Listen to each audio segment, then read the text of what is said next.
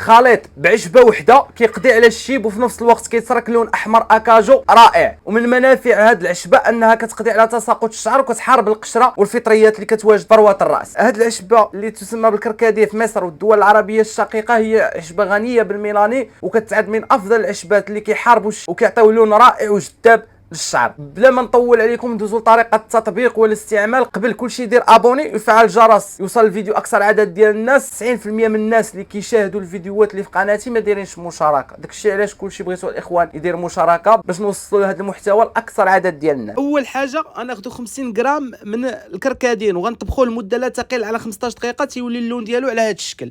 غنضيفوا ليه 4 الملعقات من حنة الكتم وكتواجد عند بائع العشاب والعشابه وغنخلطوهم باحكام وجيدا. بعد ذلك نتركوهم كيتخمروا لمده لا تقل على ساعه ونصف. بعد مرور المده الزمنيه غادي نطليوه على شعرنا ونخليوه لمده لا تقل على 2 ساعات.